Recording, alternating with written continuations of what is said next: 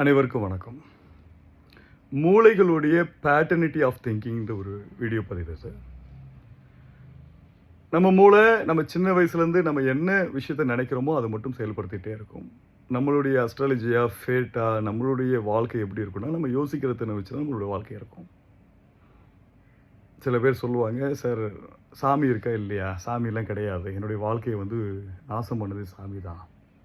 பெரிய துயரமானது நான் சாமி இருக்குன்னு நம்பி என் வாழ்க்கை முன்னேறவே இல்லை, எனக்கு எதுவுமே நடக்க மாட்டேங்குது, நான் எது பண்ணாலும் தோற்று போயிடுறேன், எனக்கு நேரம் சரியில்லை, ஜோசியர் சொல்லியிருக்காரு எனக்கு இதெல்லாம் செய்யக்கூடாதுன்னு சொல்லியிருக்காரு. உங்களுக்கு ஒரு ரகசியம் மட்டும் சொல்கிறேன். மூளையுடைய செயல்பாட்டு திறன் எங்கே ஒளிஞ்சிருக்குன்னா, நீங்கள் உங்கள் மனதையும் மூளையும் நடுவில் சிங்க் பண்ணக்கூடிய இடம். சிங்க்னா சேகரித்து ரெண்டுத்தையும் கணவன் மனைவியை பிணைய விடணும், மூளையும் மனதையும். மூளை என்ன சொல்லுவோன்னா ஆதாயப்படுத்திக்கிட்டே இருக்கும், மனம் என்ன சொல்லுவோன்னா தர்ம வழியில் போன்னு சொல்லுவோம். மனசாட்சியிலேயே உனக்கு நம்ம கேட்கும்போது அந்த மூளை சொல்லக்கூடிய இடம் என்னென்னா தர்மத்தோடு செயல்படுறது.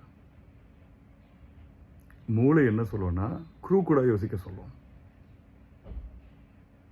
இந்த மூளைக்கான பேட்டர்னிட்டி என்ன அப்படின்னா 1970 2000 வரலும் இருந்த மூளையுடைய பேட்டர்னிட்டி வேறு. மனிதர்களுடைய எண்ணங்களும் அவர்களுடைய மூளைகள் மட்டுமே நம்பியிருந்தது ஒரு மூளைக்கான பேட்டர்னிட்டி.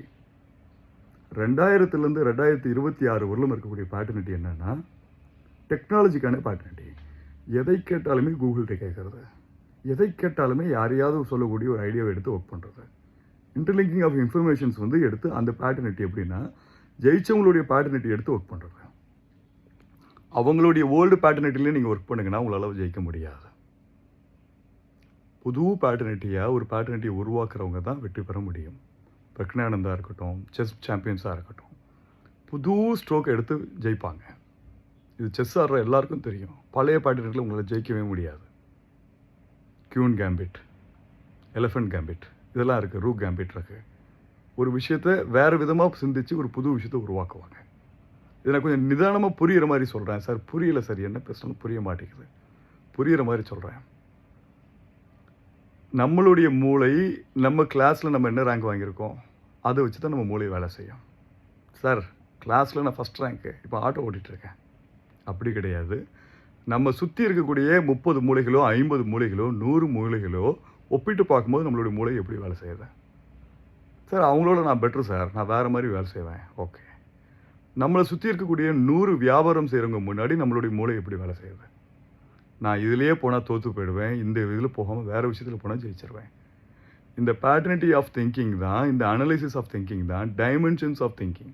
டைமென்ஷன்ஸ் ஆஃப் திங்கிங்னா ஒரே விஷயத்த ஒரு 100 பேர்கிட்ட சொன்னீங்கன்னா வித்தியாசமான விஷயம் சொல்லுவாங்க.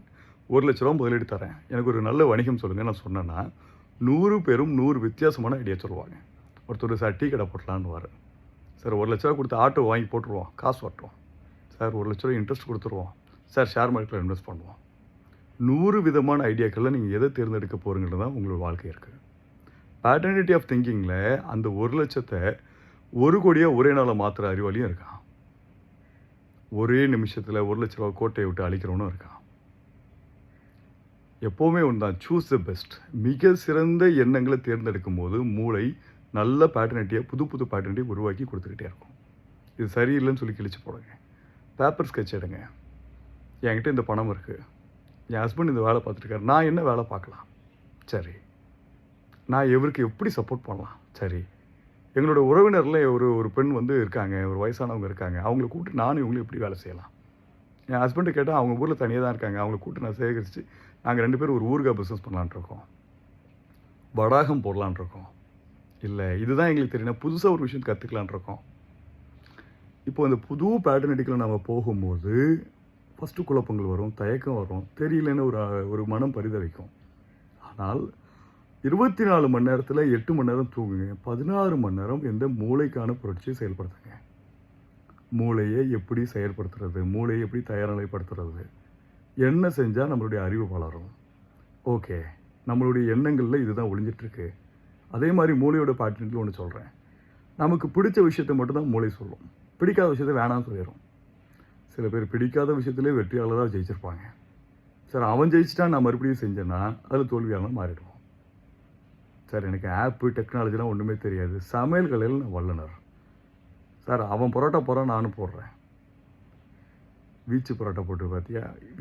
வித்தியாசமான எண்ணங்களை வித்தியாசமான தருணங்களில் கிளி பரோட்டா போட்டு பார்த்தியா? அதை இதுன்னு யோசனை பண்ணக்கூடிய ஆராய்ச்சி முறை தான் இன்றைக்கியோடைய வாழ்க்கை முறை.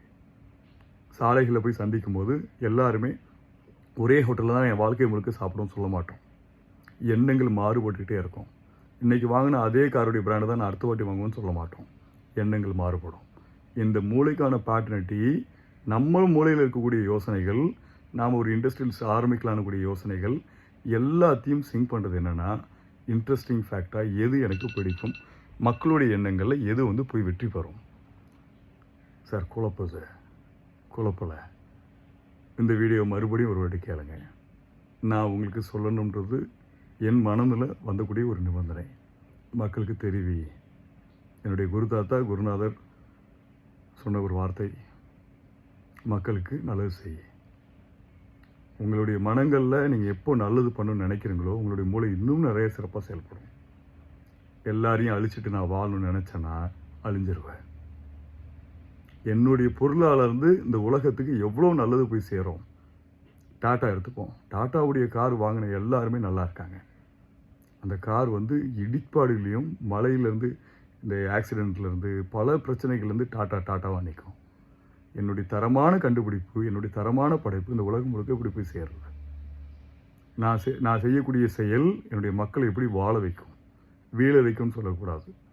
லுமினன்ஸ் சொல்லுவாங்க. எப்படின்னா ஒரு பொருளுடைய ஆயுட்காலம். முதல்ல எலக்ட்ரிசிட்டி பல்பை கண்டுபிடிக்கும் போது அந்த பல்பு 50 வருடம் வரை எரிஞ்சிருக்கான். அதாவது அந்த டைம் ஆஃப் பீரியடில் அந்த லுமினன்ஸோடைய டெக்னாலஜி வந்து குவாலிட்டி கம்மி பண்ணால் தான் நிறைய வியாபாரம் நடக்கும். ஏன் அப்படின்னு ஒரு கேள்வி வச்சுருக்காங்க. ஏன் ஒரு பல்பு வாங்கிட்டா போதாதா லைஃப் ஃபுல்லாக? அப்புறம் நம்ம கம்பெனி இழுத்துட்டு மூடிட்டு போயிடுவோம். ஒருத்தன் வாழ்க்கையில் ஒரு வாட்டி பல்பு வாங்கிட்டான்னா 2வது வாட்டி அந்த பல்பு வாங்க மாட்டான். அந்த பல்புடைய ஆயுள் காலத்தை 6 மாதத்தில் கொண்டு வந்து நிப்பாட்டுங்க. ஆட்டோமேட்டிக்காகவே பிரைட்னஸ் கம்மியாகி இன்னொரு பல்பு வாங்குவான். இது தவறு. உயர்ந்த எண்ணம் என்னென்னா, ஒரு பல்பு வாங்கினியா 50 வருஷத்துக்கு வாழ்வேன். இன்றைக்கி உயர்ந்த எண்ணங்கள் கொண்டவர்கள் கிடையாது. உயர்ந்த மைண்ட் செட்டில், உயர்ந்த பேட்டர்னிட்டியில் வாழ ஆரம்பிப்போம். நல்லது செய்ய ஆரம்பிப்போம். உங்களுடைய மூளைகளுடைய பேட்டர்னிட்டியில் ஃபஸ்ட்டு பேசிக்கல் மைண்ட் செட்டாக நல்லது செய்ய கற்றுக்குங்க. நல்லதை உலகம் முழுக்க கொண்டு போய் சேர கற்றுக்குங்க. நல்லது செய்கிறேன்னு தோற்று போயிடாதீங்க. நல்லது செஞ்சு வெற்றி பெற்றோன்ற பேர் வாங்க. சரவணபவன்ற ஒரு உயர்ந்த மனிதர் நல்ல உணவு கொடுத்தார். உயர்ந்த மனிதராக நின்னார். கடைசி ஊரிலும் அந்த உணவகம் நல்ல துரிதமான உணவகமாக நின்றது. நம்ம மனங்களில் இருக்கக்கூடிய சிறிய தவறுனாலும் வாழ்க்கை மாறிடாமல் பார்த்துக்கணும். மைண்டுக்கான பேட்டர்னிட்டியை நிதானம் கவனித்து பண்ணிக்கிட்டே இருங்க. வாழ்க்கை முழுக்க யோசனை பண்ணிக்கிட்டே இருங்க.